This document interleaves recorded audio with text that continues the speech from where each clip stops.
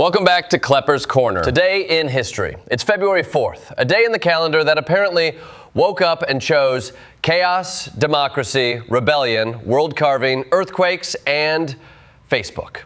Because nothing says historical whiplash like going from George Washington to Mark Zuckerberg in the same breath. So let's dive in before February 4th adds something new while I'm talking. Segment 1, Washington elected president. Ah, yes, February 4th, 1789, the day America looked at its options and said unanimously, George, you're in charge. Every elector voted for him. That's not consensus. That's the political equivalent of all your friends agreeing one guy should be the designated driver before he's even arrived. Washington didn't campaign, didn't hold rallies, didn't even post thirst traps in a powdered wig. He just existed, and Americans were like, that one, put that one in charge.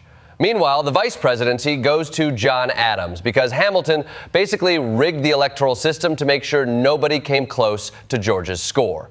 An early preview of America's long-standing tradition of complicated political math done by people with extremely dramatic hair.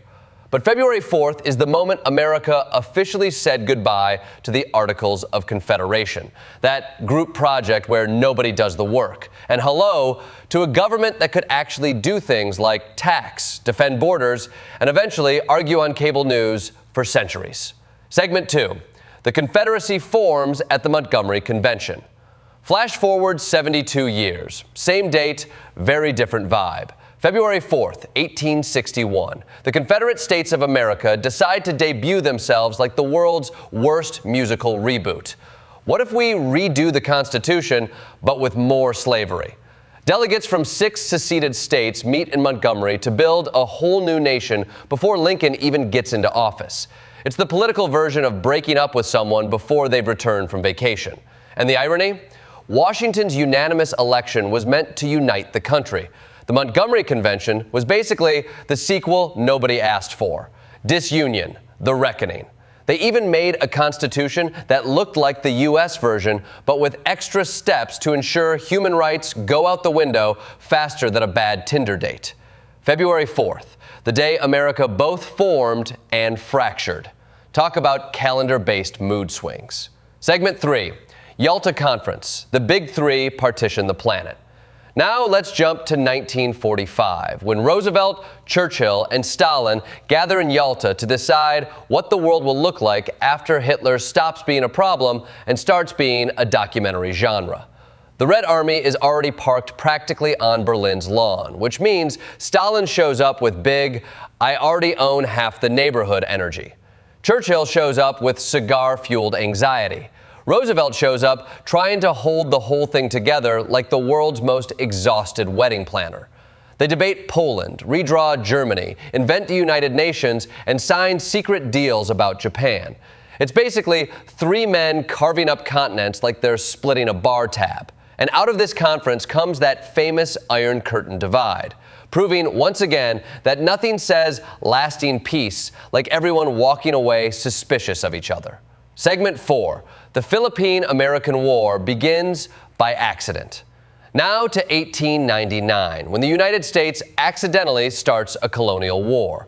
Private William Grayson sees some Filipino soldiers approaching, yells, "Halt!"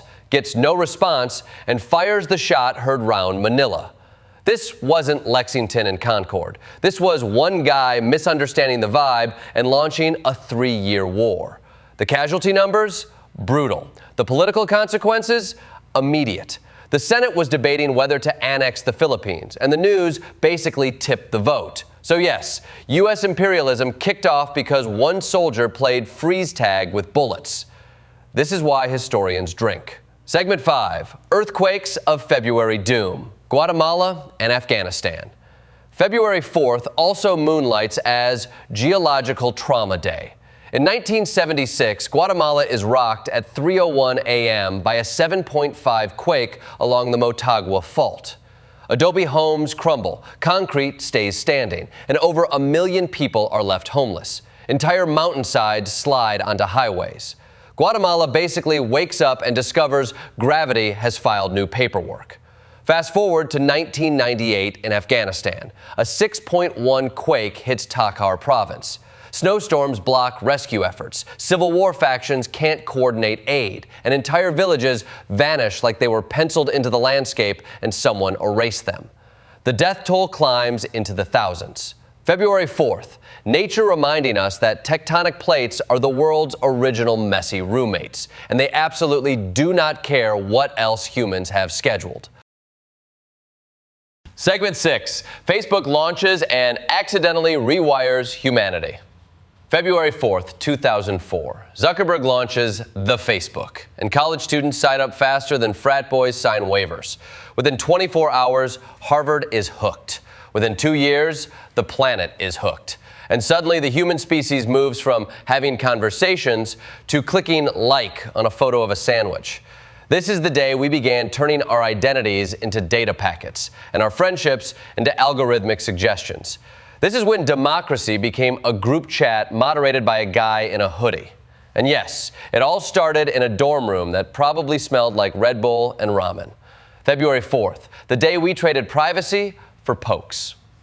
Segment 7, legacies of loss and resistance. Carpenter, Liberace, Bonhoeffer, Parks. And finally, the cultural impact segment, otherwise known as February 4th lets its emotions out. Karen Carpenter passes in 1983, and suddenly the world has to talk about eating disorders. Her voice was velvet, and her death exposed a silent health crisis. Then, 1987, Liberace, exuberant showman of rhinestones and chandeliers, dies of AIDS-related complications, forcing the public to grapple with stigma in an era when the disease was still defined by fear and denial.